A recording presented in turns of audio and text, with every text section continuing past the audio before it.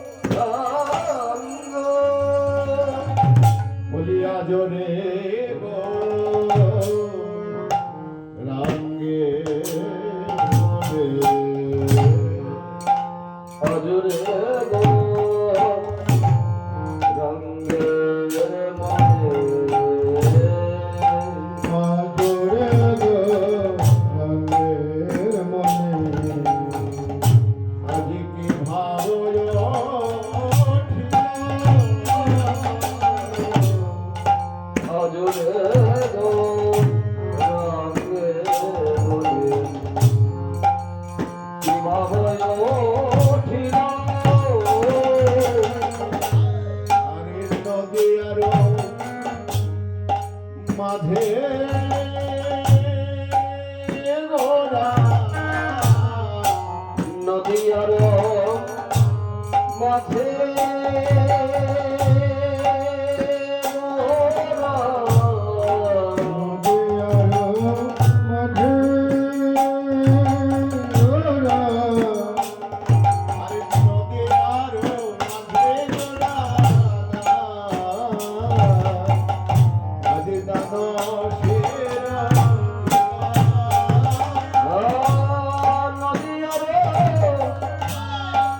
মাঝে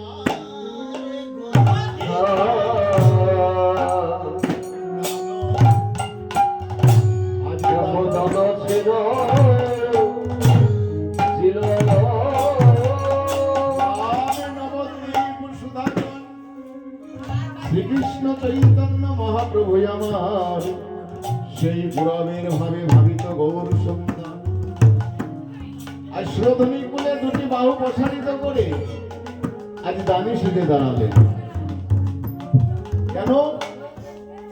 কেননা যার প্রভাবে একদিন সারা নবদ্বীপের প্রাসন্ডেরা কম্পিত হয়েছে। জগায় মাথায় মতো প্রভাবশালী ব্যক্তি যার চরণে লঙ্ঘিত হয়েছিল, তৎকালীন সার্বভৌম পণ্ডিত তিনিও তর্কে পরাস্ত হয়ে তার অধীনতা স্বীকার করেছিলেন। শুধু তাই নয়, বিনা যুদ্ধে জয় করেছিলেন এই সোনার ভারতবর্ষ। তাহলে উনি কি আমাদের মতো সাধারণ মানুষ? রূপ গোস্বামী প্রভুপাদ জানালেন এই গৌরহরি আমাদের মতো সাধারণ মানুষ নয়। তাহলে তিনি কে? তিনি হলেন বলো কংস পরিত্যাজং লোকনাথ প্রতান কারণ কালো তন্দ্রে কীর্তনাথ লীলা লবণ রস। অর্থাৎ তিনি হলেন মূর্তিমান প্রেম রস বিগ্রহ। আবার শ্রী চৈতন্য চৈতামৃতে কি বললেন? কৃষ্ণদাস গোস্বামী তিনি কলম দিয়ে জানালেন নন্দসুত বলি যারে ভাগবত গায় সেই কৃষ্ণই অবতীর্ণ কলিতে চৈতন্য। তাহলে এই শ্লোক থেকে বোঝা যায় তিনি অনাদিরাদি গোবিন্দ শ্রী নন্দের নন্দন কৃষ্ণ পরিত্যাগ গৌরাঙ্গ হয়ে এলেন। কেন এলেন? এই কবি হতচিত্ত উদ্ধার করতে। তাই গৌরহরি আজ এই নদিয়ায় অবতীর্ণ হয়ে দুটি বাহু প্রসারিত করে দানি শীতে দাঁড়িয়ে, আর এদিকে নদিয়ার নাগরিকরা কলসি কাকে করে জল আনতে চলেছে। তাই এক নাগরী আর এক নাগরীকে বলছে, নাগরী রে, আজ গৌরের কোনবা ভাবের উদয় হলো যে নদিয়া রাজপথে দুটি বাহু প্রসারিত করে দানি সেজে দাঁড়ালেন। তাই এক নাগরী আর এক নাগরীকে বলছে, একবার ভালো করে জিজ্ঞাসা করে দেখি যে গৌরের ভাবটি কি। এই বলে এক নাগরী আর এক নাগরীকে ডেকে ডেকে বলে, ওই নাগরী তোরা এই নাগরী লোয়েগা গৌরী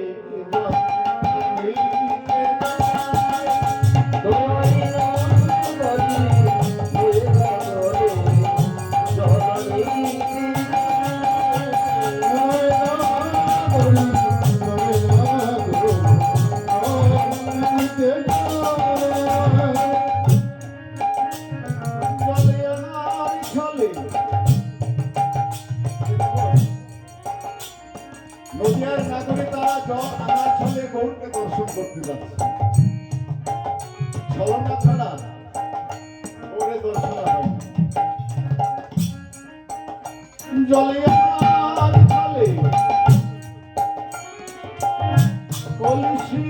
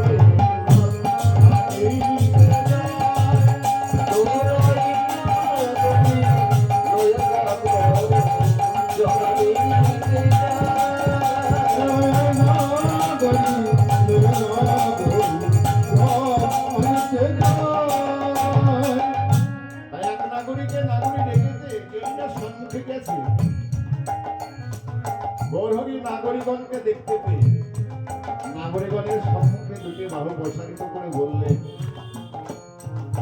ওহে নাগরী, তোমরা কোথায় যাচ্ছ গো? এই কলসি কাকে করে তোমরা কোথায় যাচ্ছ? আমায় দান না দিয়ে তোমরা যেতে পারবে না। কথা বলেছেন এই বলে গৌরহরি দুটি বাহু প্রসারিত করে বললেন, একবার বললেন নাই গো, তিনবার বললেন। বলে কি বললেন? বললেন দেহদান দেহদান দেহদান। নাগরিকগণ শুনে বললেন যে গৌরহরি আমাদের কাছে কোন দান চাইছে, কেনই বা চাইছে? দেহদান দেহদান। আরে দান বলতে আমরা জানি গোদান, বস্ত্রদান, অন্নদান, এছাড়া নিজ বস্তু অপরকে বিলিয়ে দাও। তো গৌরহরি কোন দান চাইছে?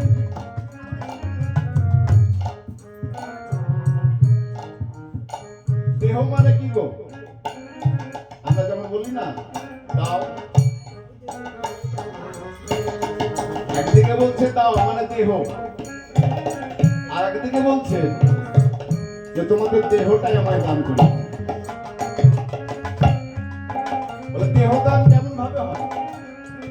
গৌরহরি বললেন দেহ মানে তোমাদের দেহটা আমায় দান করে দাও,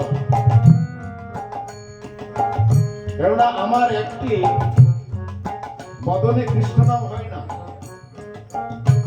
একটি দেহে আমার কৃষ্ণ ভজন হয় না।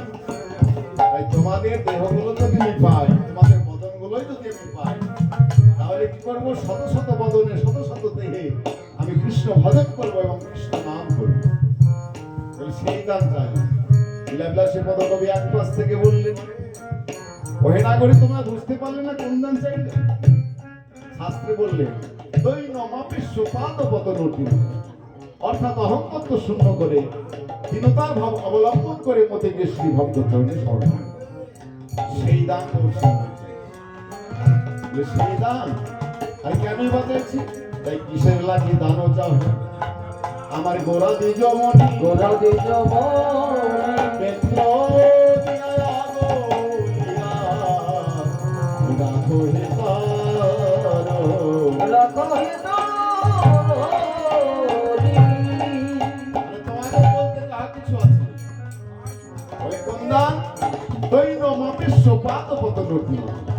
অর্থাৎ অহংতত্ব শূন্য করে দীনতার ভাব অবলম্বন করে মতিকে শ্রী ভগবত চরণে সমর্পণ করা, সেই দান গৌর সুন্দর চাই। তাই দানে দেহ দান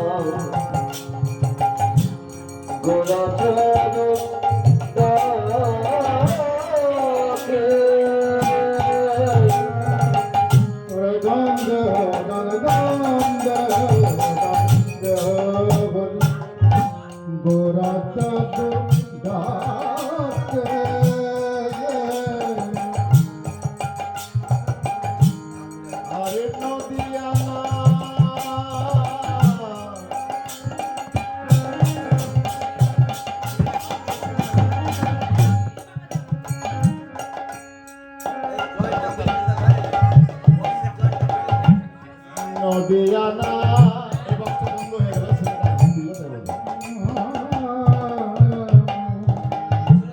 নদিয়ানা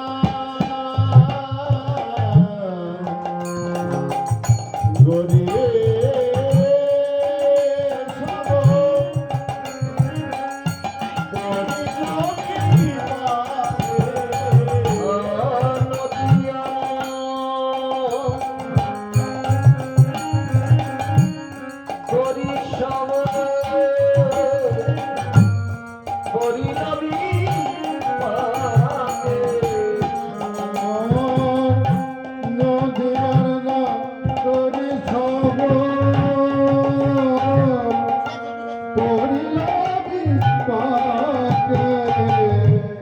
no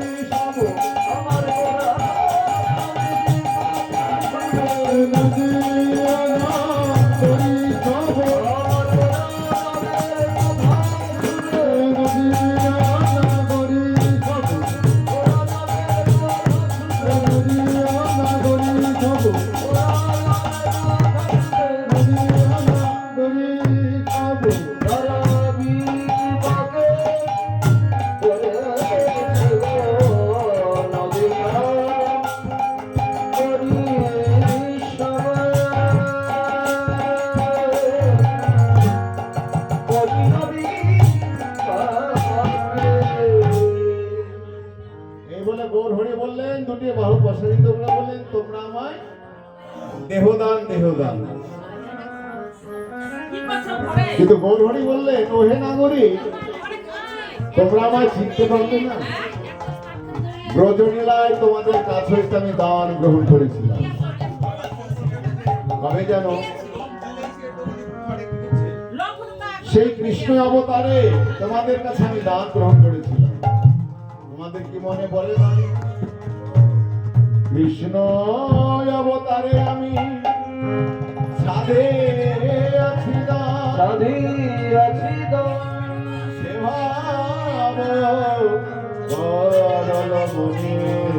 বদল মনে ঘষে